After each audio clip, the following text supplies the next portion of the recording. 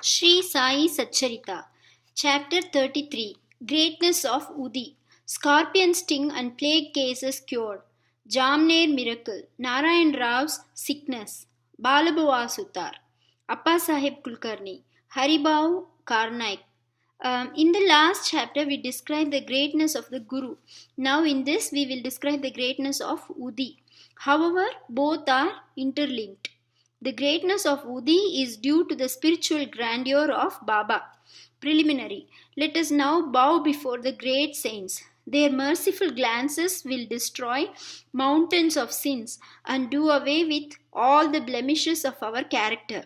Their talk gives us good teachings and confers on us invaluable happiness. Their minds do not know any difference, such as this is ours and that is yours. Such differentiation never arises in their minds. Their debts, obligations will never be repaid by us in this birth, as well as in many future births. Udi. It is well known that Baba took dakshina from all, and out of the amount thus collected, he spent on charity and purchased fuel. This fuel he put in the duni, the sacred fire, which he kept ever burning. The ash from this fire was called Udi, and it was freely distributed to the devotees at the time of their departure from Shirdi. What did Baba teach us by this Udi? Baba taught by this Udi that all the visible phenomena in the universe are as transient as the ash. Our bodies, composed of matter of the five elements, will fall down after all their enjoyments are over and be reduced to ashes. In order to remind the devotees of the fact that their bodies will be reduced to ashes, Baba distributed Udi to them. Baba also taught by the Udi that the Brahma is the only reality and the universe is ephemeral, and that no one in this world, be he a son, father, or wife, is really ours. We come here in this world alone, and we have to go from here alone.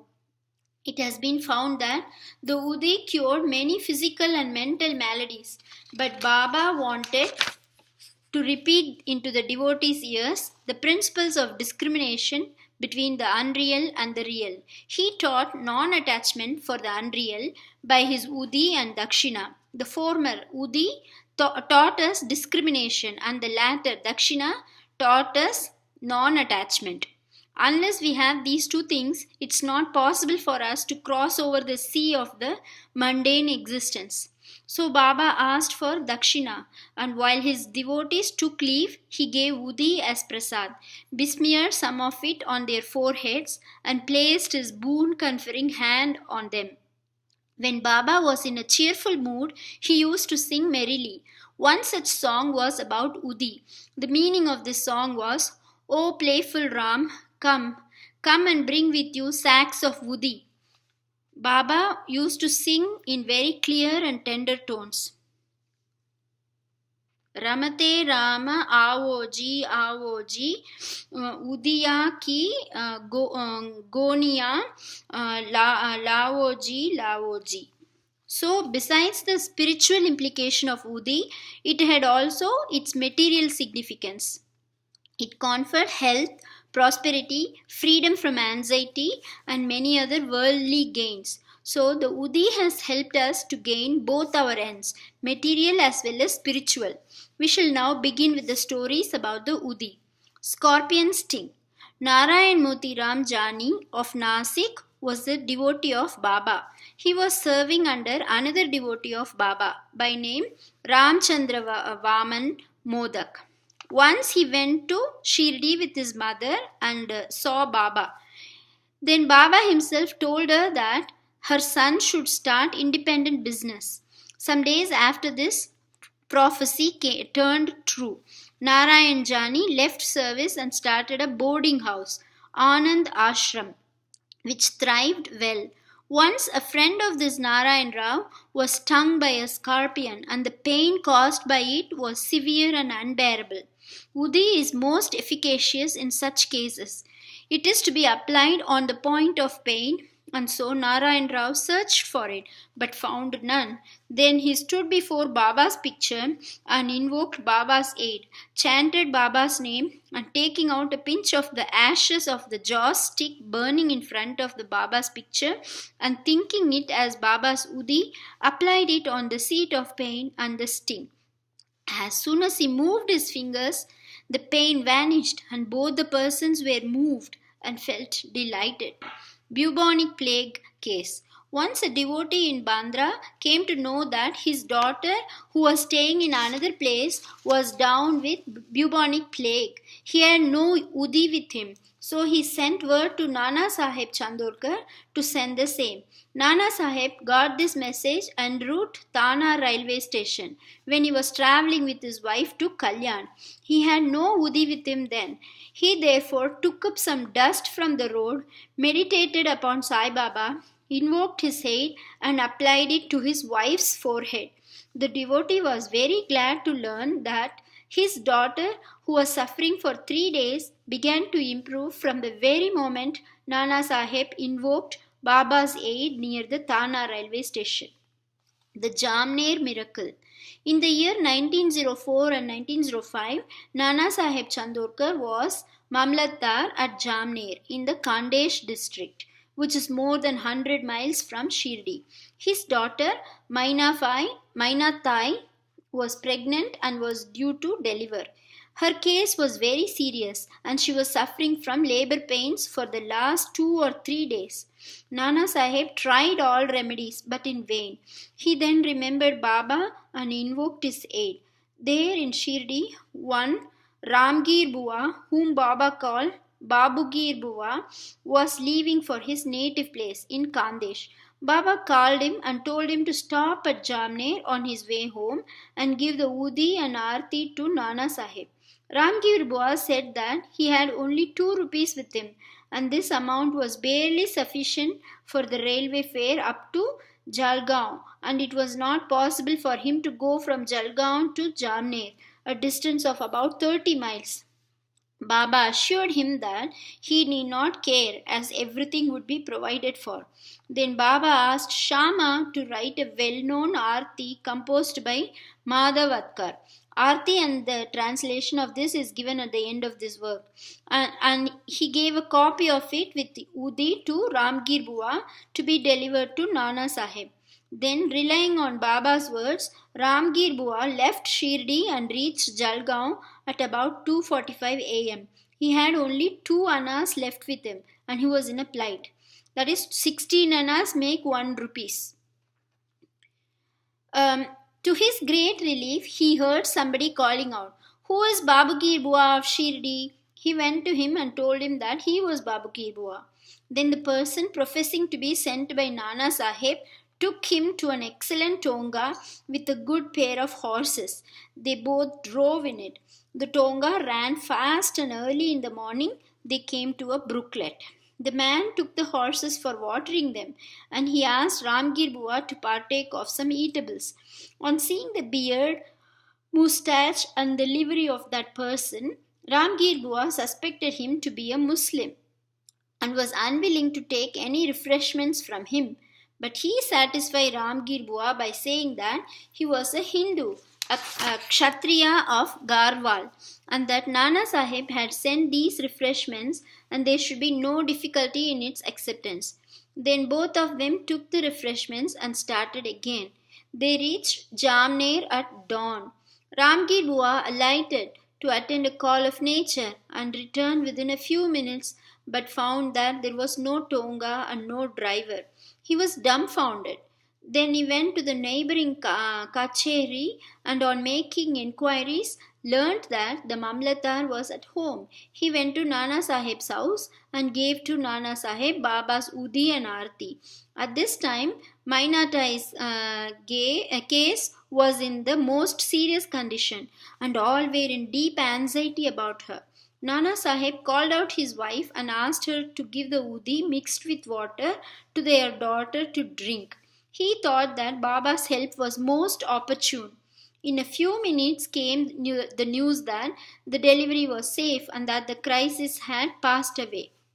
When Ramgir Bua thanked Nana Sahib for the pune, tonga, and the refreshments, etc., the latter was greatly surprised as he had sent none to the station and was not aware of any person coming from Shirdi.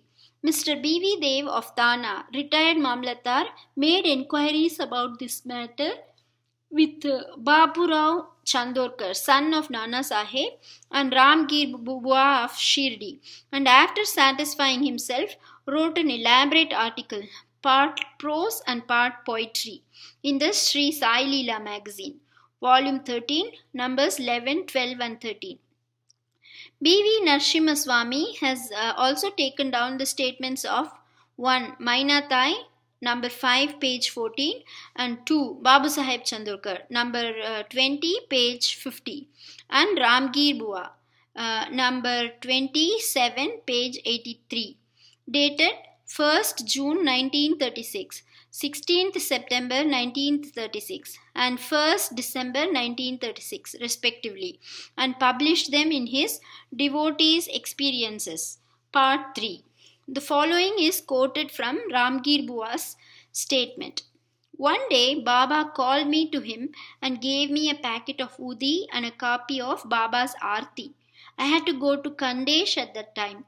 Baba directed me to go to Jamner and told me to deliver the Aarti and Udi to Nana Sahib Chandorkar at Jamner.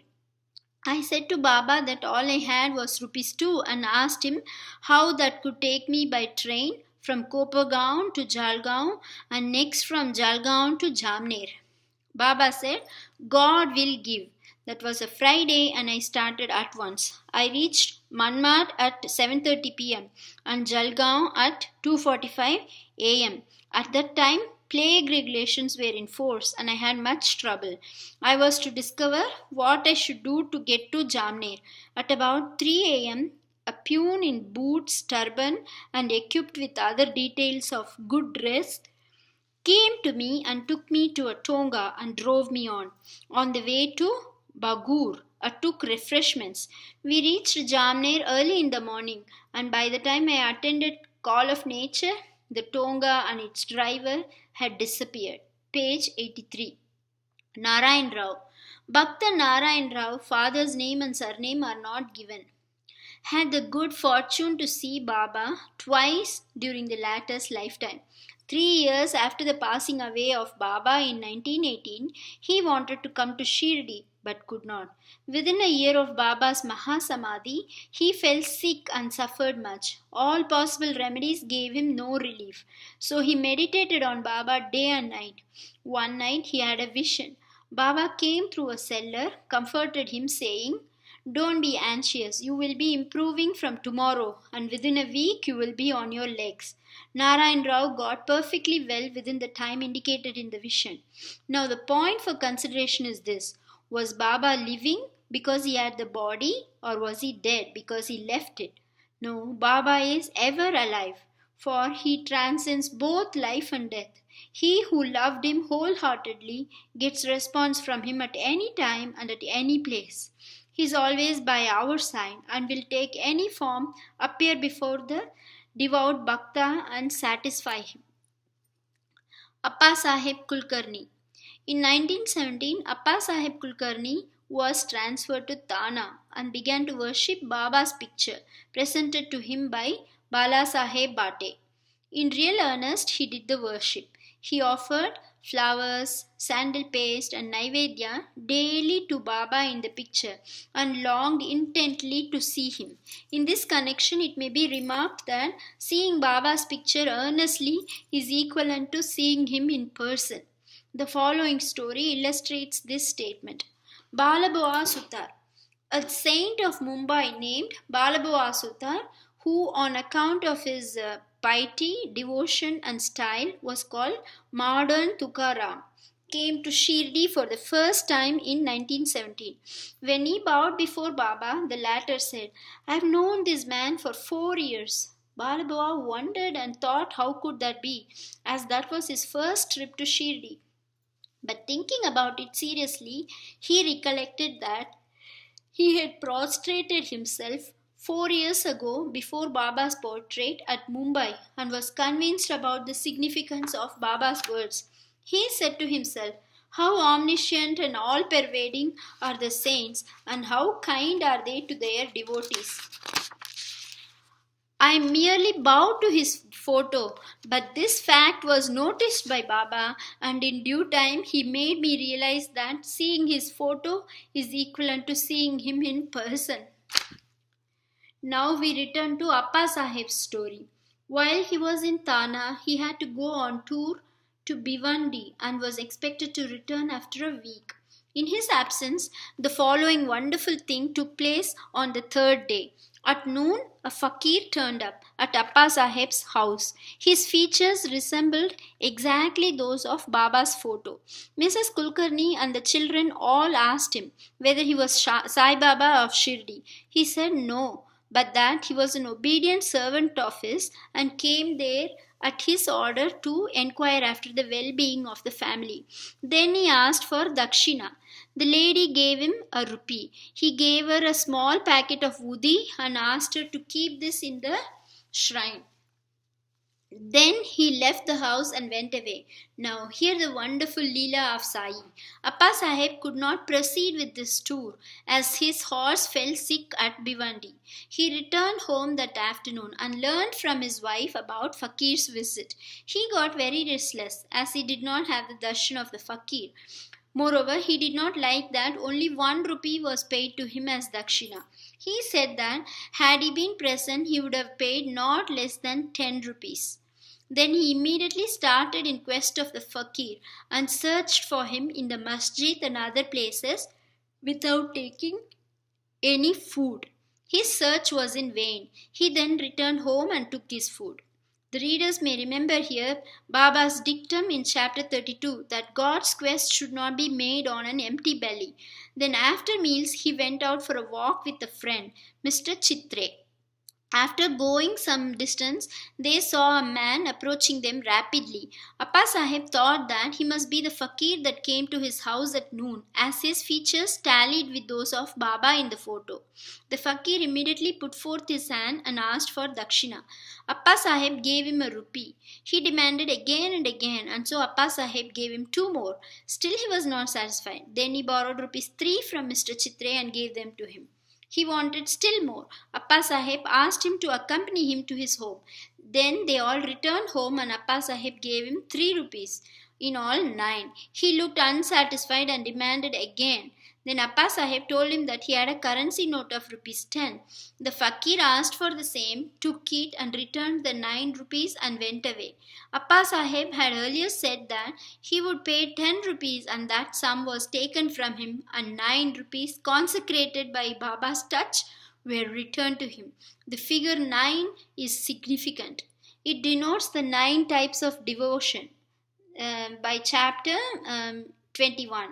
It may also be noted here that Baba gave 9 coins to one Lakshmi Bai Shinde at his last moment.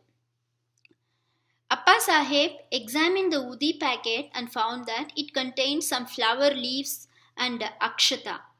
Then sometime afterwards, he got a hair from Baba when he saw him at Shirdi. He put the Udi packet and the hair in a tabiz and wore it always on his arm. Appa Sahib realized the power of the Udi. Though he was very inefficient, he got rupees 40 as pay in the beginning.